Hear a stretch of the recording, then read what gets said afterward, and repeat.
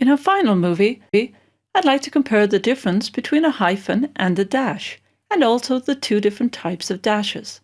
And we all know what a hyphen is, but a hyphen is not appropriate for everything. Sometimes you need to use an end dash instead.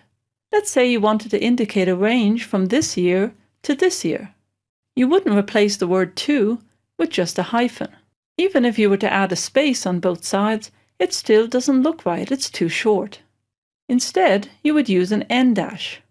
And an end dash is Option hyphen on Mac or Alt hyphen on Windows. The rule of thumb is that you should use a space on both sides of an end dash. But you really have to watch the spacing, particularly when you're working with numbers. For instance, the number 1 always has a little bit too much space to the left and right, so you may need to kern the number 1 to get a good balance. So when using an end dash, at least have a half a space on each side. I usually like to tighten it up. If you don't put any space at all, it usually looks too cramped, and it may even touch a letter like a 0. So either create it with a space, or leave out the space and use kerning to add the equivalent of, say, a half space. And by the way, some fonts, Helvetica is one of them, tends to have extremely large end dashes compared to a hyphen.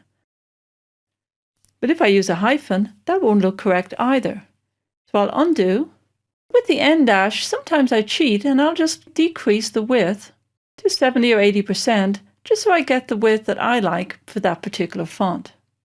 So there's no hard and fast rule.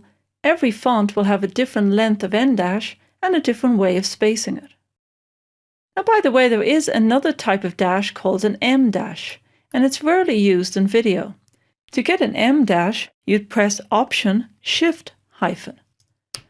So in this font, we have hyphen, N dash, which is Option hyphen, and Option Shift hyphen.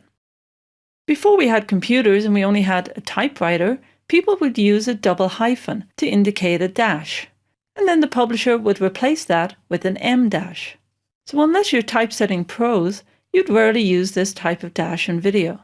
But if you are using it, note that you do not use a space on either side.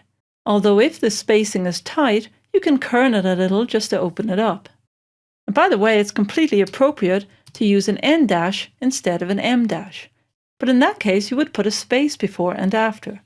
And you might not want to tighten those spaces the way we were doing when we were indicating a range. When you're doing a title, you will want to look at the little niceties of typesetting. With the dates, I also made sure I spaced around the end dash, and I also made sure that the spacing around the letter 1 was tightened up. Compare this result to the default spacing between the 1 and 9, and also just using a regular hyphen when it should be a dash.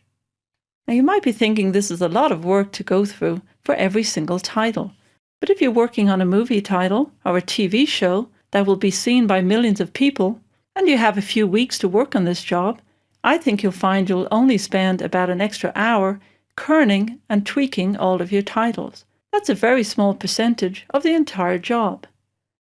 So I hope these tips help you produce more professional looking type, and I do believe that your clients will notice the difference.